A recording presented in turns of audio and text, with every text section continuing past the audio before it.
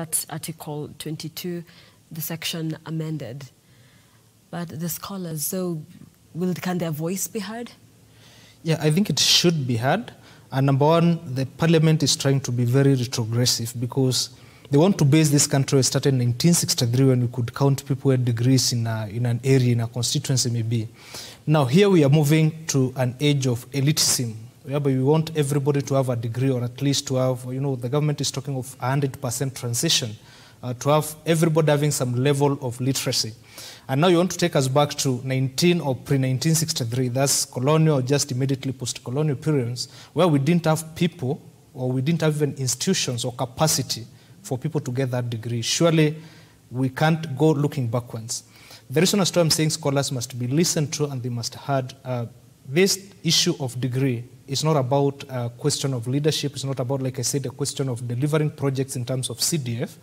Because we should be looking at MPs or legislative members, whether MPs at the National Assembly, Senate, or the County Assembly, as people are doing more than just going to oversee a classroom being constructed by some mason somewhere down there.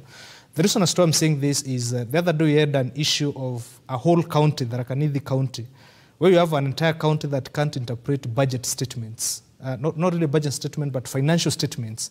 And they are now bringing a consultant to come and consult and advise them on what's the meaning of a balance sheet, what's the meaning of this. Surely that's very pathetic. If you can have an entire assembly... They require money as well to pay the consultant. So why do we have you here and then have the consultant? Why can't we do away with you? Then have the consultant doing the work, interpreting this for this and that. So you should look at leaders or MPs beyond CDF. That's a contentious issue. People are saying, the MP for this place has no degree, he has performed. That's okay. That's all right, because CDF has a management system. If we minus corruption, we get the right management system for the CDF, then that's not a factor for Member of Parliament, because in fact the Member of Parliament is just a patron for that CDF.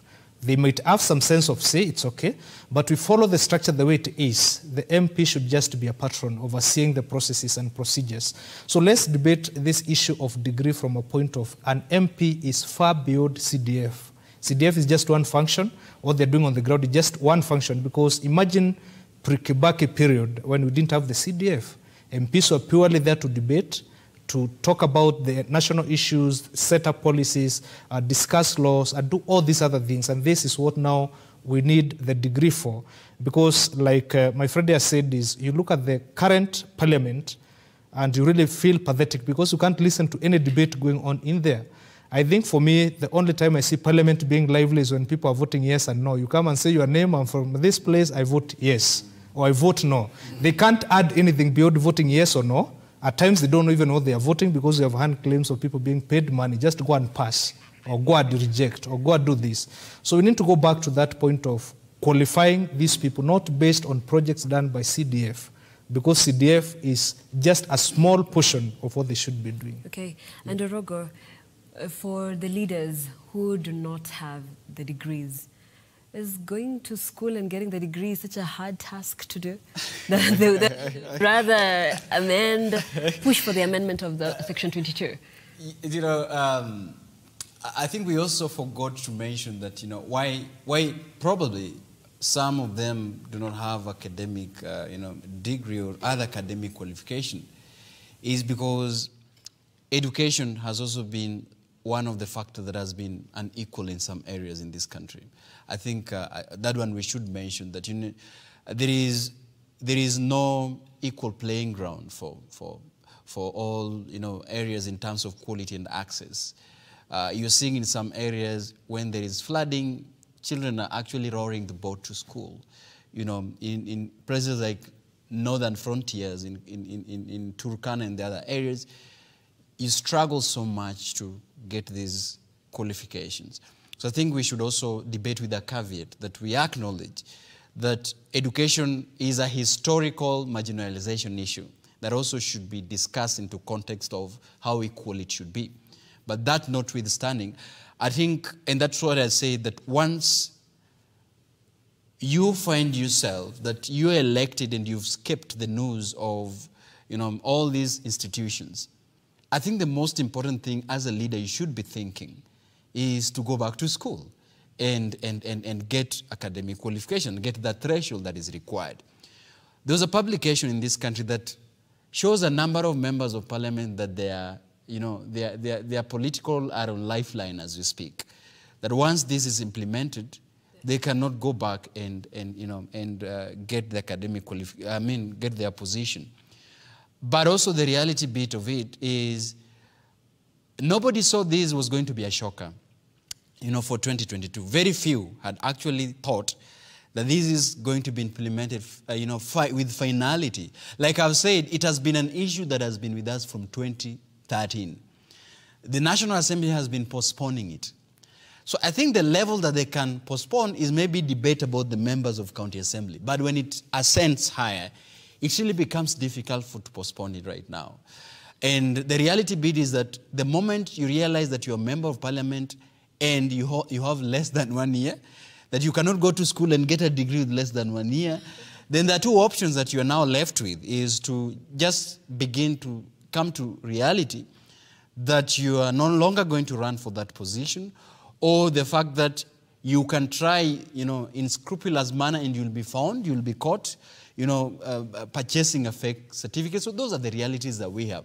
But again, it's important that as we proceed, let us also begin, and my brother here could also help us understand that CBC is a curriculum that has brought in, a different dimension to the whole education. So it would be very interesting that educationists also would provide us with a guide or other template that would qualify future leaders in regards to their rating with CBC. You understand? That is interesting. It would be really interesting to see that probably a leader would be qualified into a position based on some competency, within the whole education system. As we speak, pilots have got a different way they rate their performance, not necessarily a degree. True. So the discussion is a pilot that has been flying people for some times, because of this issue, cannot vie for a leadership position because he doesn't have a degree. Sad as it is. Okay. So, really. Yeah. So as we conclude, I wanted you to mention something very, very, very shortly about, the CBC, as Orogo has mentioned, about the competency-based curriculum. And for some people, there's an understanding that the CBC then sort of downplays academics. It encourages skills, obviously, and so there's a risk of downplaying the academics, like the papers in class. What are your thoughts on that? I think when I'll say the CBC as it is right now, there is the CBC in paper and the CBC on the ground.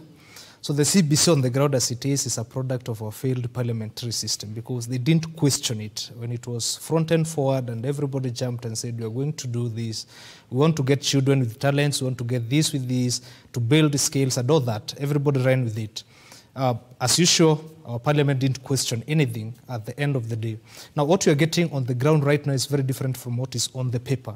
Because I was telling some people, I was having a discussion and I was telling them, I can't imagine my daughter who is in grade 4 doing a project, building a scarecrow. That's the project for CBC in grade 4. So my grandfather or my grandmother back in the 1960s or 50s used to build, to use scarecrows to scare away burns and whatever from the fields. Here I am in the city, and my daughter is doing the same thing that was being done in the 1960s and 1950s. So basically, the CBC on paper is very good, but then it is very pathetic when it comes to reality on the ground. It's a system that is mad with issues, troubles. It was never piloted. We don't have resources as at now, because I was asking, if you realize this child is talented in football, how many football academies do you have in this country? None, public.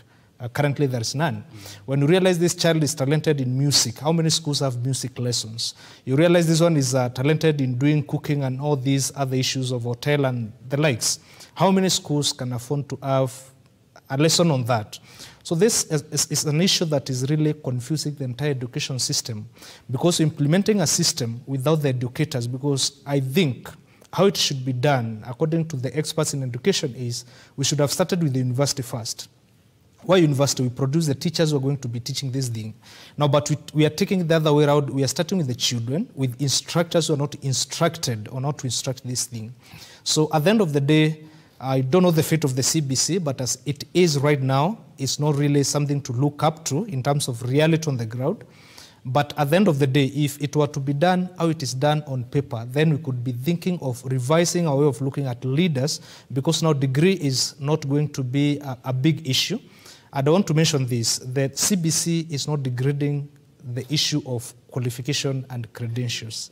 CBC is about giving opportunities to everybody, because we are not all gifted academically, but then you might find I can do sculpture, you know, I can paint, I can do all these other things that the current system does not emphasize on. Yes. So CBC is not about downgrading the academic performance, because whoever is to do up to PhD, the PhDs will still be there. Okay. What it should be about is about also uplifting these other people who does not have the academic prowess to rise also and utilize their potential. Okay. Yeah. And our time is up, gentlemen. Thank you so much for being part of this conversation. And it is an unending conversation. You can continue talking to us using the SMS number 20374 at LookUpTV on Twitter and LookUpTV on Facebook. We value your feedback and welcome